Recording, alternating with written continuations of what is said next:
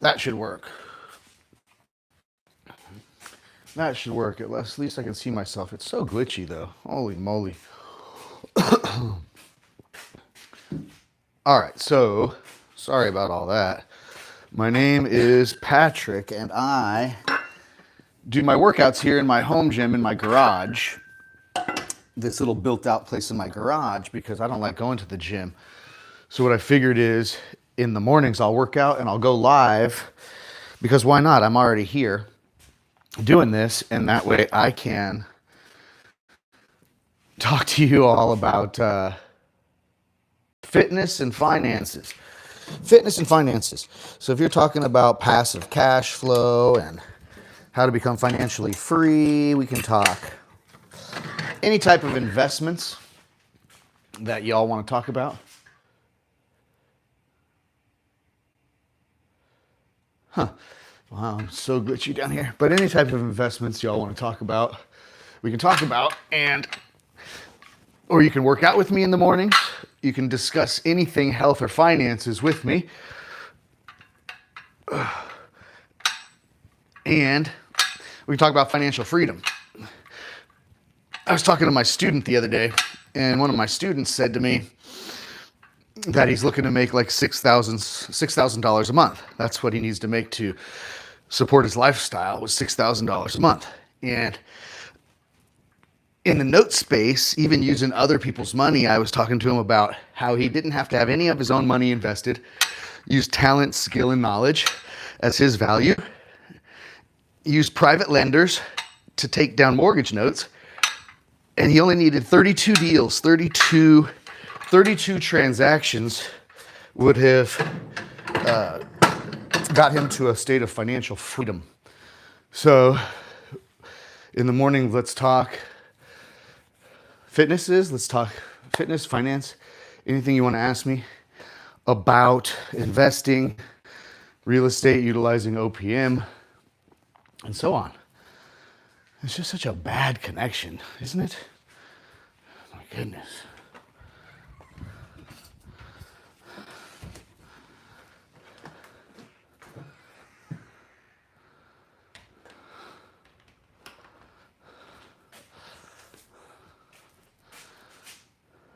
Why is it so glitchy? That's terrible, isn't it?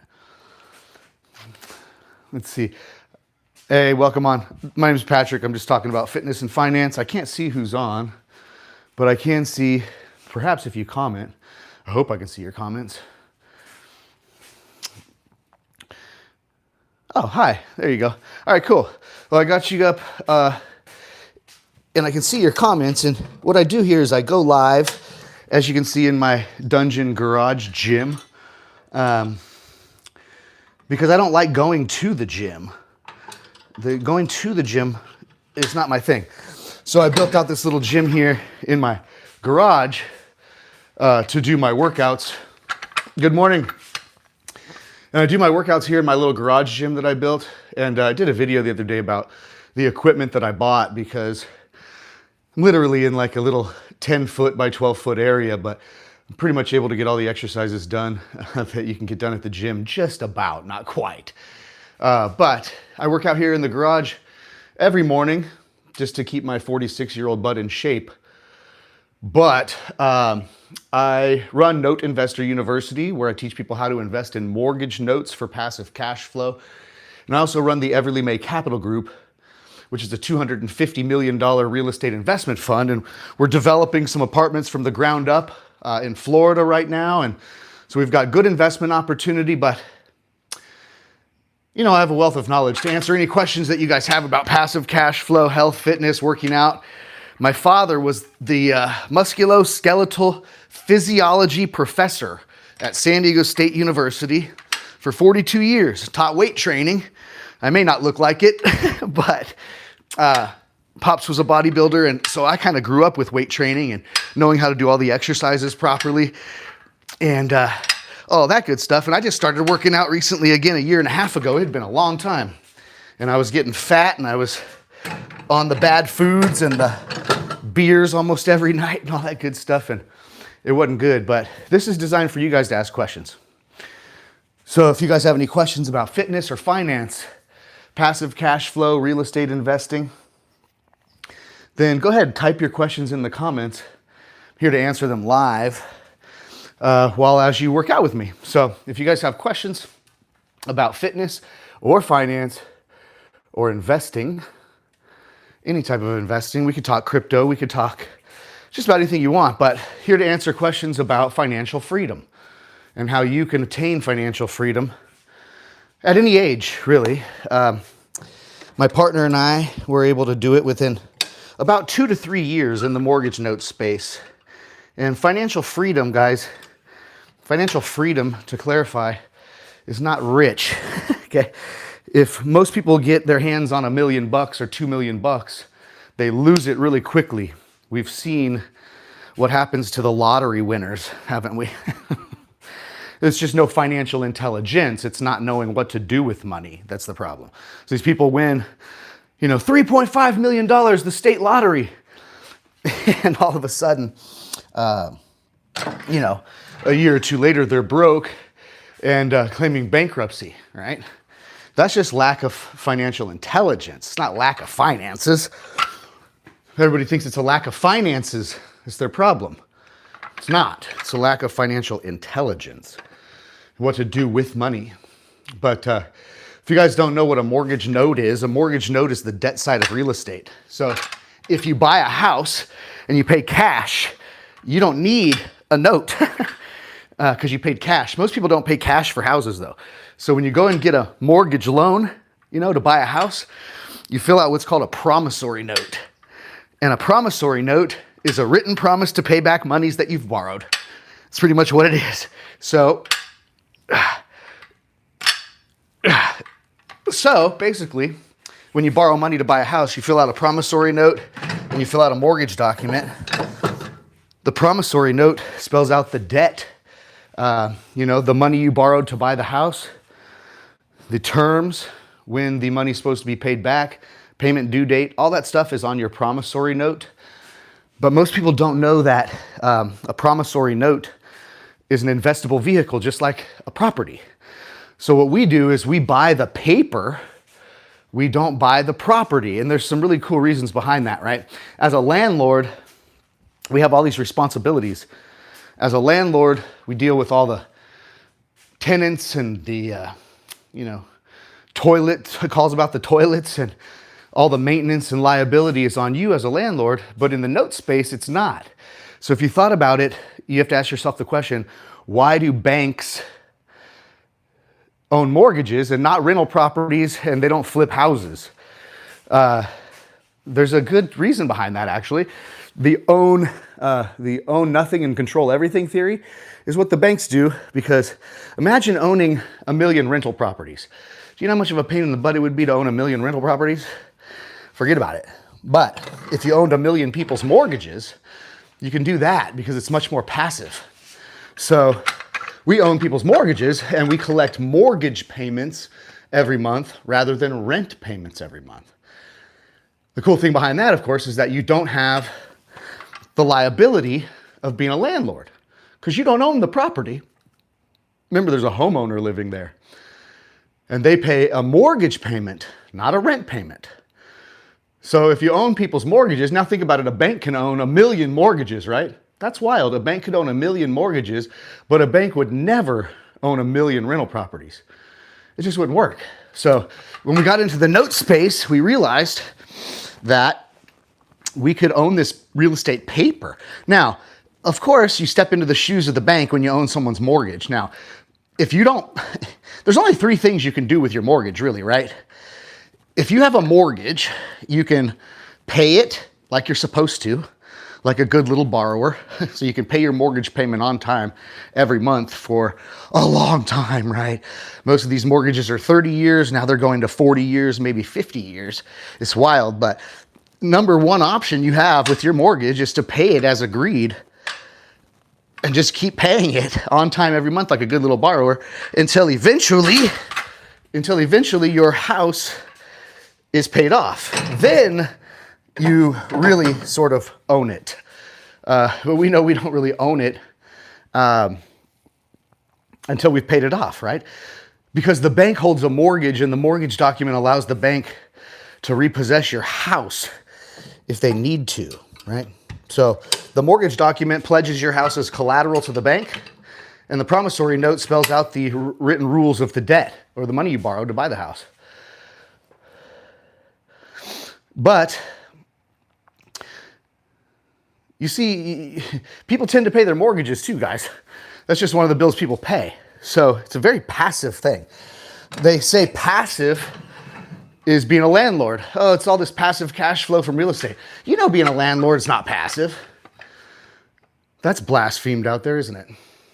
Landlording's not passive, especially if you have multiple rentals. There's always some sort of issue to deal with. And if you're not dealing with the tenants and that yourself, you're dealing with your property management company, which is an equal amount of pain in the butt. So with a mortgage note, the homeowner living there carries all the liabilities. If the toilet breaks, they got to fix it, right? It's their house. If the roof leaks, they got to fix it. It's their house. They're in charge of the maintenance. They're in charge of the property taxes, all those good things. You are just the lender. You hold that property as your collateral if they don't pay. Because look, the second thing somebody could do with their mortgage is they could pay it off early too, right?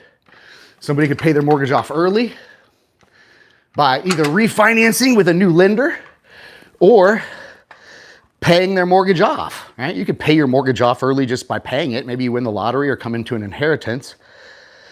Or you sell your house and move somewhere else. Well, when the house gets sold, of course, the bank gets paid off in full, the debt they're owed. So even if somebody pays their mortgage off early, it's okay for us as the note investor. And even better, we have their house as collateral if they don't pay us. So there's a good lesson for you guys, is to maybe look at owning the paper, not the property. Invest like a bank where you can get passive cash flow from real estate all over the country without the liabilities of being a landlord. Who wants all that stuff? So anyways, that's what I do most of, is invest in mortgage notes around the country. And now we're starting to build these apartments. Build these apartments out in Florida from the ground up. We bought the raw land, going through the permitting and entitlement processes, and then building these apartments. We've got a 32-unit apartment building going up right now. It's about 70% of the way done. And we've got another 48-unit that's basically what they call shovel ready. So we're ready to pour a foundation on that 48 unit. But we plan to build 1,000 apartment units out in this great little area in Florida called Palm Bay by 2030. So we're going to be building 1,000 units total, and that's with Everly May Capital Group, our fund. And we allow investors to participate in owning some apartments out there with us that are brand new builds. So that's kind of what we do. But what kind of questions do you folks have about fitness, physicality, fitness, getting yourself in better shape, or finances? How can you set yourself financially free? What do you guys do who are watching? Throw in the comments. What do you do for money? Still working a 9-to-5? Are you still trying to break out somehow? Are you maybe a real estate investor? So live Q&A. So I'm here to answer questions about fitness or finances. I work on both daily and both aren't easy. So fitness and finance is what I'm here to talk about. If you have a question, drop it in the chat, because I can see it on my TV screen here in my garage gym. So if you're just joining up, it's just working out with Patrick in the garage. But I figured out, since I'm here working out every single day and I'm sort of in my own head and just pushing these dumbbells up and that, I thought, why not use this time to offer some value to people? So I'm just going to come live in the mornings when I do my workout here in my garage gym and just field questions. So if you guys have questions about investing, passive cash flow, financial freedom, exercises, fitness, diet, health, any of that, I just wanted to come here while I'm doing my workout and discuss it with you all live on YouTube. So say hi. Where are you watching from? Where are you at around the United States? Do you work out? Do you want to get in better shape? Do you want more financial freedom? Go ahead and participate with me and leave it in the comments. It's so glitchy, isn't it, guys? I just don't have good reception down here. But anyways, if you can hear me loud and clear, go ahead, drop it in the comments. What are you looking for? Are you looking for more weight loss? Are you looking for... I must change the angle of this puppy, don't I? Gosh, that's pretty bad. Oh well, hopefully if you guys can still hear me and all that stuff. My phone is so glitchy, the reception's just terrible down here. But what are you looking for? To lose weight? Are you looking to get in shape? Are you looking for more financial freedom? That's what a lot of people are looking for. I'm gonna move this. Let me see if I can do that. Let me move this camera for you guys and see if I can get a little bit better reception if I put it over here.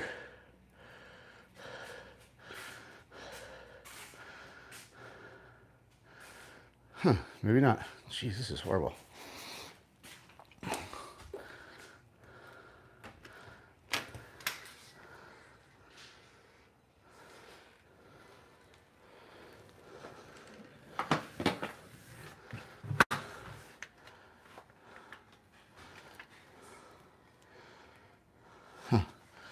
Well, maybe that'll be better. Not sure.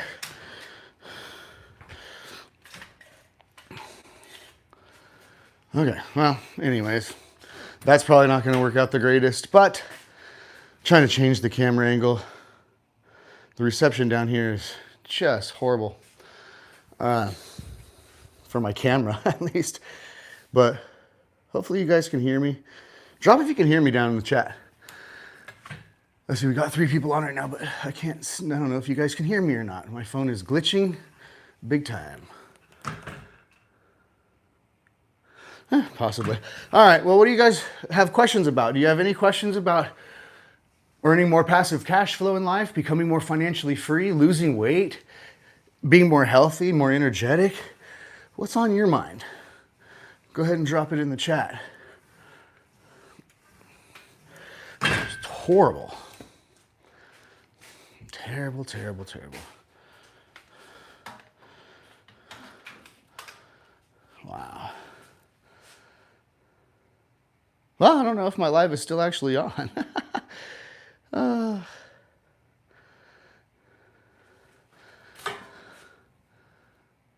It says I'm still live. All right, well, it's just not correlating to my screen anyways, but no big deal. I guess it is a big deal if I can't see the comments. Great. Okay. Let's switch this thing around.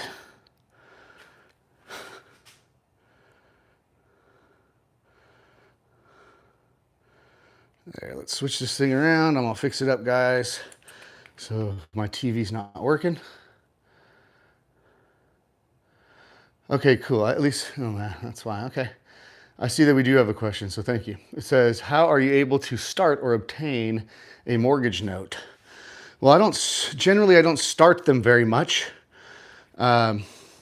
Start them would be originate. That's what that's called. Like you would either originate a loan. I'm not much of a loan originator unless I do a loan modification for somebody. Then I'm really even not originating, right? I'm modifying a note of somebody else's that is already in existence. But we find notes all over the place. Notes can be found even online these days. So you guys can go to PaperStack. It's PaperStack, right? But you can go to paperstack.com and you can see that there are mortgage notes for sale on what they call the secondary mortgage market. That just means not institutional, like Wells Fargo buying from Bank of America, you know what I'm saying? That's institutional. Secondary mortgage market is where we get to play. And in the secondary market, there's even online websites, right? Like PaperStack and paperstack.com. You can go and find notes for sale. There's a couple other online platforms. And what I do is I make relationships I make relationships with people in the industry, right? When you get to kind of know fund managers and um, people who originate notes, uh, and a lot of other people who are players in the note investing game, a lot of us are buying and selling notes. And so you just kind of get in the game, right? You get in the game and you meet the people, but notes are not hard to find. It's harder to find enough money to buy all the notes that you can see on the market. That's the problem. There's a lot of people's mortgages for sale, a lot of mortgage notes for sale on the marketplace. That's not the problem. But, you're buying someone's mortgage and it's a cash business. It's not like real estate. It's a banker's game. So the bank won't give you a loan to buy a loan, if that makes sense. The bank will not give you a loan to buy a loan. It's a cash business. Most of these mortgages are 50, 60, 70 on up. So in order to buy, let's even start small, in order to buy a $50,000 note, you either need to have the $50,000 cash or IRA, or you need to find somebody who does have the $50,000 and make a deal with them using your skills, your know-how, your ability to do the due diligence and be able to take down these assets. That's a skill that's worth money. So if you use your skill, your knowledge of knowing where to get these things, how to vet them, how to find them, how to buy them, well, then you can utilize OPM and you can provide a better than average return to your investors. They can get a passive investment with cash flow, backed by collateral, mind you. It's not like the stock market. Stock market and these things are volatile. You've heard about volatility. It means they go up, they go down. They go up, they go down. You don't know when they're going to go up or down. Trying to time the market. It's wild. So this is contractual. Somebody has a contract to pay you a certain amount of money per month with their mortgage, right? It's a written contract. It doesn't change if the real estate market crashes or the stock market crashes, cryptocurrency, everything. If it crashes, it doesn't change the amount of one's mortgage payment that they're supposed to pay you every month. That doesn't change. So since we collect the same amount of money with no volatility, it creates an extraordinarily solid investment. Banks are not stupid. Banks created mortgages, 30-year mortgages. Banks are not dumb. Banks are good at making money. So if you're looking for something that is secure, it's backed by collateral, it has upside, it spits off monthly cash flow, right? Then this is it. It's a mortgage note investment. You got a settlement, looking to invest.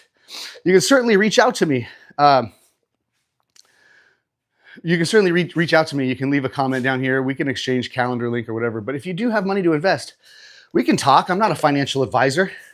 I won't tell you where to put your money, but at least I can teach you some things and you can make your own decisions. But we also have an investment fund where my whole team, we do this all day, every day. So if you just want passivity, you want your money to work for you in a secured environment, backed by collateral and spit off a good yield, we got that for you. But I don't make investment offerings in my morning workouts, but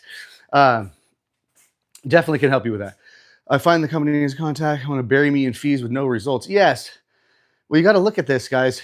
Someone was saying that they have money to invest and they got some settlement, looking to invest, and find companies that they contact and they want to bury them in fees. You have to understand something about that, you guys.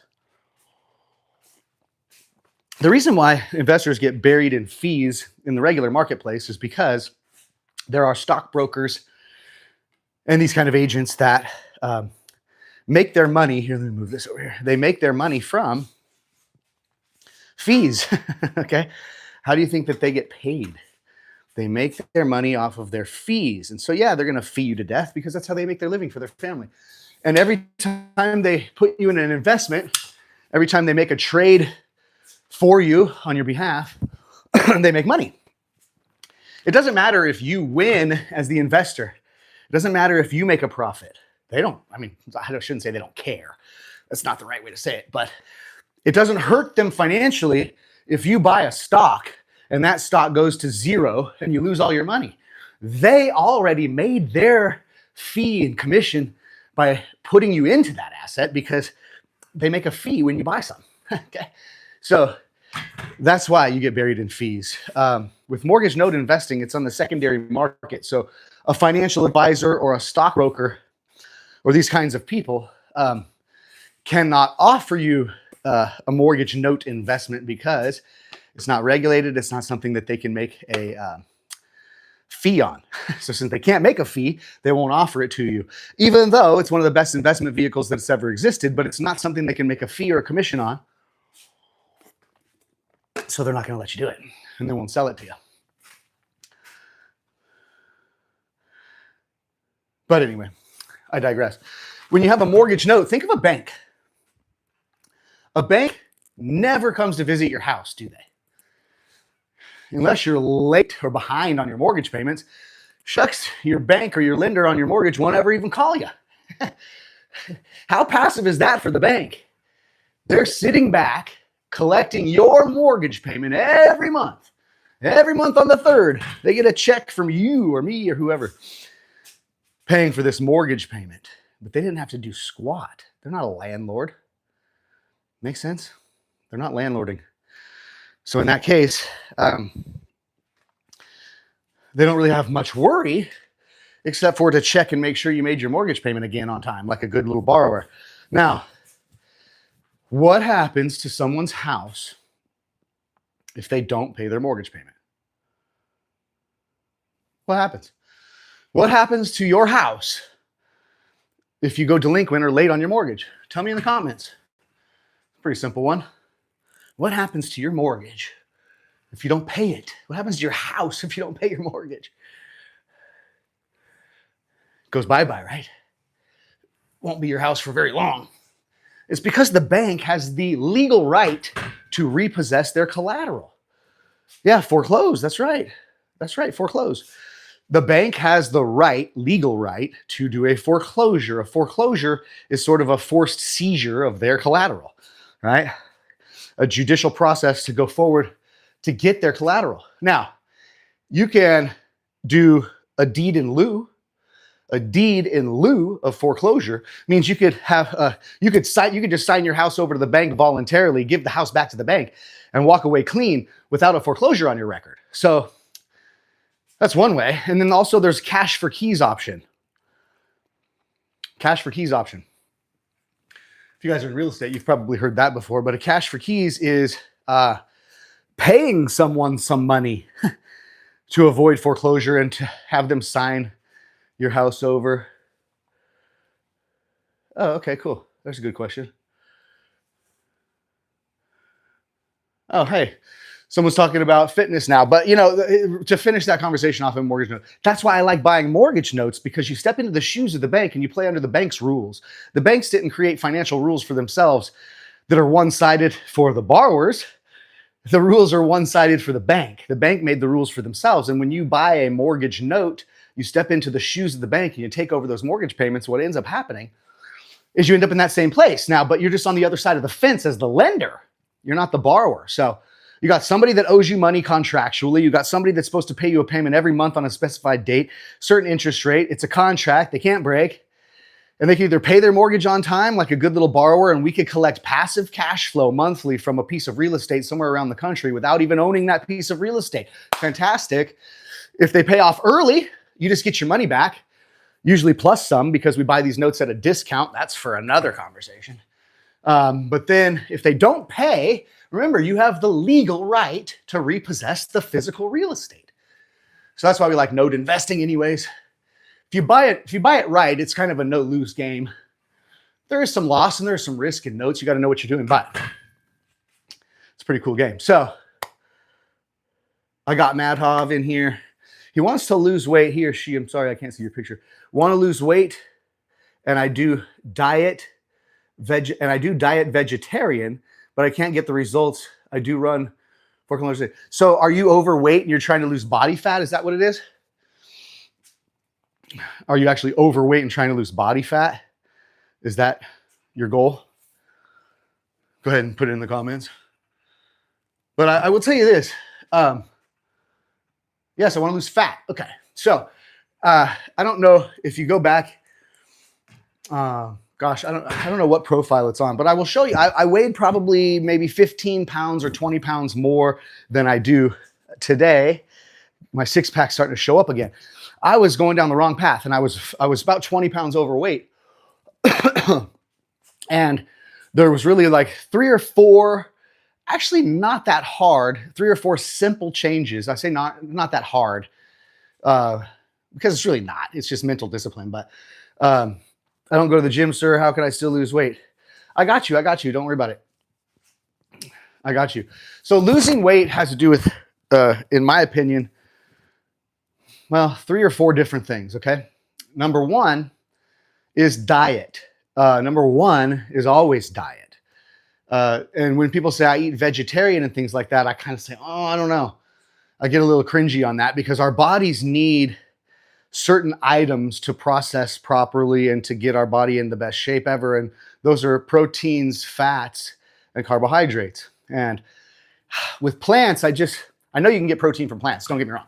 I'm just saying from plants, I don't think you can do it all as a vegetarian. I don't think that that's the proper diet, but talk to a vegetarian, they'll tell you that I'm the stupid one. So neither here nor there. But one thing is diet. Okay, listen, you have to get an app like maybe go try to download MyFitnessPal. Cutting down on sugar is huge. MyFitnessPal is a little app, and you can use the free version of it. It's MyFitnessPal. That's what I use. It allows you to input your foods that you're going to eat today, and it'll break down the proteins, fats, and carbohydrates that are in those foods, and it'll also give you the caloric intake, how many calories you're intaking. So in order for most people to really start to see some results in losing weight, they have to be consistent on a diet for about 3 months or so, about 3 months. Your body will metabolically start to change. You will increase your metabolism and those kinds of things naturally, which will help you to start to burn fat in a quicker pace. So at first it's very slow, and at first it's kind of like painstaking, but try this. Try to eat only 1,800 calories per day. Try to eat 1,800 calories per day. And you'll see that some of the foods we've been eating that are bad foods and they're processed foods and they're not good, sure add those calories up real quickly. And you'll realize that you can't do it if you're going to try to eat 1,800 calories a day because, you know, that one muffin was 650 calories, you know, the one cupcake or something like that. And that's just not enough food to sustain you for the day. So if you're trying to eat 1,800 calories per day, you log that in an app like MyFitnessPal, and you try to stick to that for at least 3 months straight. Every day, don't exceed 1,800 calories. And in those calories, veggies, you need the proteins. My business partner was 40 pounds overweight, switched to pure carnivore diet for 3 months and lost 40 pounds. It looks great. We call him the thin man now. Went straight carnivore. No veggies, just ate meat for 3 months. I know people have their weird ideologies about what's good for the body and so forth. Human beings have been eating meat since the beginning, guys. And plants too. Plants, herbs, meats, eggs, you name it. Humans eat it. But it's the calorie intake, 1,800 calories per day maximum. Don't go over 1,800. Try that for 3 months straight. Just that. Now, if in those macro nutrition, if in the macronutrients of those 1,800 calories, you're hitting at least your body weight in grams of protein. Okay? So just start there. 1,800 calories in a day, period. I'm in San Diego, California. 1,800 calories per day. A mixture of meat and veggies and that kind of thing, but 1,800 calories total. Make sure there's at least your body weight in grams of protein. Yeah. And you'll see some results just from that. Now, you do a little bit of cardio, and it's a mixture of cardio that helps the body, guys. If someone's just jogging a few miles every single day, jog, not good, okay? Your body gets used to things. You have to shake it up a little bit. You got to lift some weights. You got to jump some rope. You got to go play some pickleball. You got to, go on a long walk, go on an uphill hike, and mix it up a little bit, guys, and do things that are fun and not monotonous. Like, oh God, I got to go exercise now. You know, I get a lot of exercise playing golf, believe it or not, because I walk the 18-hole golf course and I play and I walk. So am I in tech, sir? Not in tech. I run a $250 million investment fund. We invest in real estate. We're building apartments in Florida right now. And I also run a school where I teach people how to invest in mortgage notes, the paper side of real estate. So we collect passive cash flow without all the headaches of being a landlord. Makes for some good financial freedom where you can be in your garage working out and doing a video instead of driving in traffic to some job with a W-2. So that's what we do. But try 1,800 calories a day total, no more than that. Try at least your body weight in grams of protein. You'll figure out you're going to have an interesting variety of food you'll need to put in there to get those calories. Sometimes you'll have to eat some rice. Sometimes you'll have to eat 2 steaks in one day and those kinds of things. But it's okay. That'll help you. And then remember, do fun exercises. Do something that gets you up. You know, lifting weights here in my garage gym is not exactly my most fun favorite thing to do, but it's a lot better than me going to the gym and competing with a whole bunch of other people. Oh, India, that's cool. Ah, you're from India. My tech team, my tech team that helps me with my CRM and my back office and all that stuff, they're out there in India. I have a call with those folks in India every Thursday, so I'll be talking to them tomorrow. Great folks out there in India. I love India. Matter of fact, my best friend, one of my best friends, his name is Encore Patel. One of my best buddies, Encore Patel. Certainly Indian, but he's a good friend of mine. I play golf with him once a week when he's not out and about making business deals. But God, I love Indian people. I love Indian people. But diet and exercise are the 2 biggest things, and doing it on a consistent basis for at least 3 to 6 months. You're in tech, AI, I bet you are. Uncle Bertel.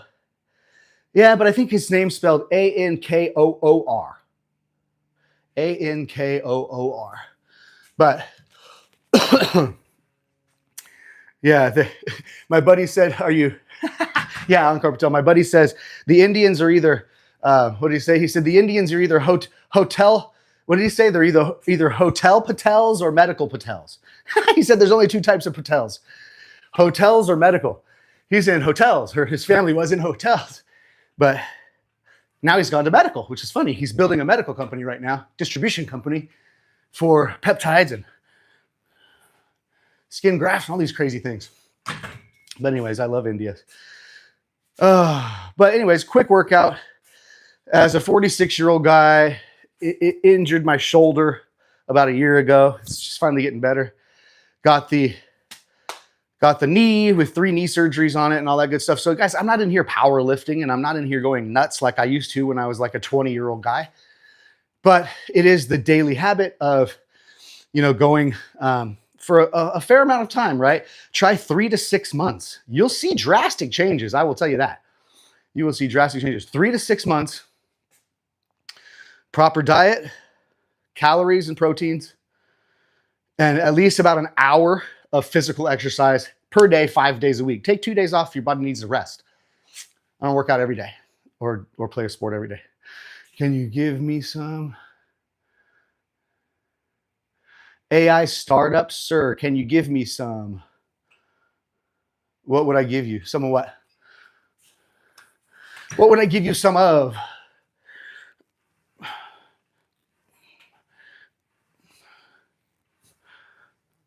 Advice for the startup. Yeah, well, I had a startup, actually. I'll show you right now. This little sign from my show back in the day, but see this here.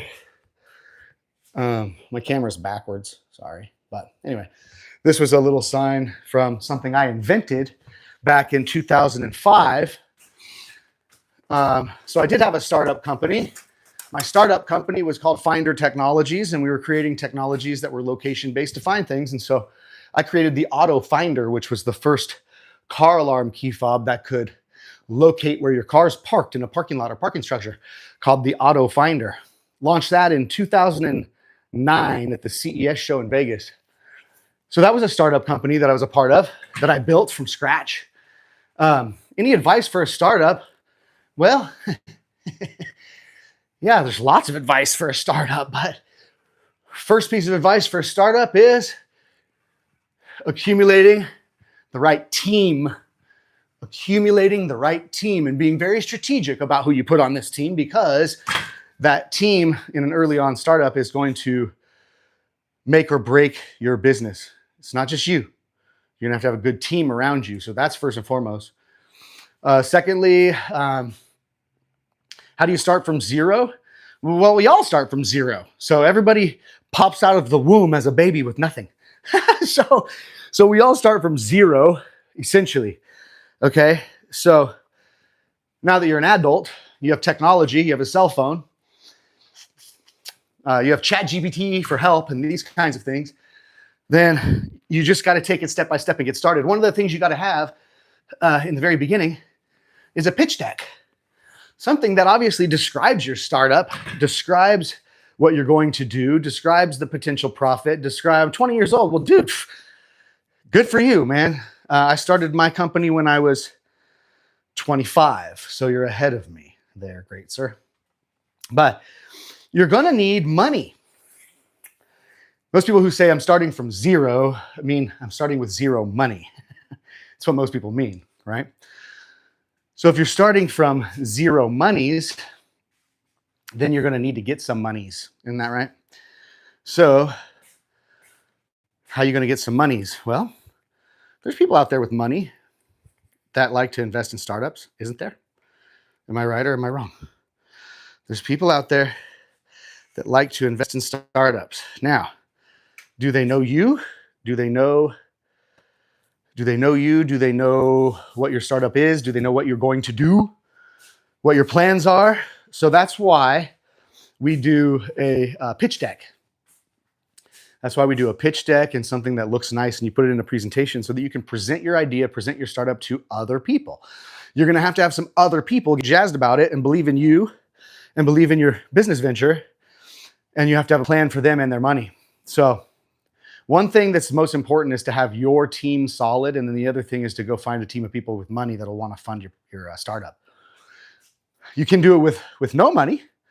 It just depends on what your startup company is, right? If you have to patent things, patents cost money. If you have to create manufacturing, that costs money. If you have to pay people on your team to come and help you build this startup, that costs money. So all this stuff costs money, right? Paying employees, paying for things, paying for supplies, paying for this, paying for that costs money. You're gonna need some money.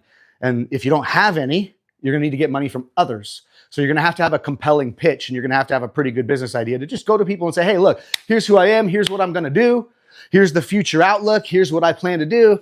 But I need, whatever it is. I need $50,000 to get things kicked off, or I'm going to need $100,000, or I'm going to need $1 million to get things kicked off. You see, it doesn't really matter the amount of zeros. It's just the people you're talking to and how good your idea is, right? So, but I'm glad as a 20-year-old, you're on this already. What a cool thing. I started selling venture capital for startup.com companies when I was 19.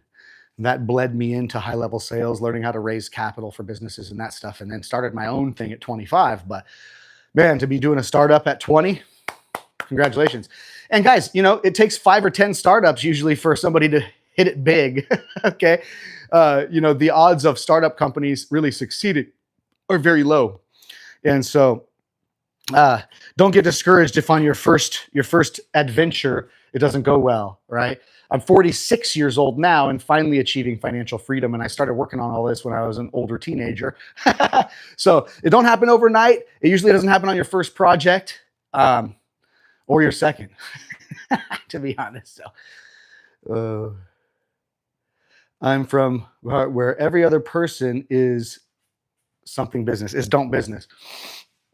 Listen, you don't need anybody in your own backyard to invest with you either. Your friends and family probably won't. It's going to be strangers out there, strangers that have money that are looking at you as a young entrepreneur. They believe in you. Do I know Mukesh Ambani? No, I don't. No, I don't.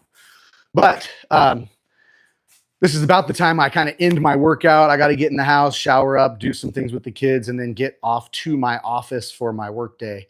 today. But hey, thank you for joining me. Oh, richest in Asia. Okay. Well, I don't deal with those people. They're too rich for me. And the little projects I have going on don't float their boat, right? Building a 32 unit apartment building for these guys is. So go for the regular mom and pop, the people that have been working hard their whole lives. They've got a couple $100,000 in either the stock market, IRAs, 401ks, retirement accounts, and these kinds of things. And go and pitch them your idea and enough of those pitches and you'll have some people believe in you and you can get that thing started. So anyways, y'all, it was fantastic being here live. I'm going to try to do this every morning, 5 days a week. And I'm going to be here to answer questions about fitness or finances and how you can level up your finances, passive cash flow, and earn yourself some financial freedom. So guys, good to be with you. Which protein do I take? Protein from the real world. So eggs, steak, red meat. I eat eggs, I eat steak, and I eat a lot of foods like that, natural foods.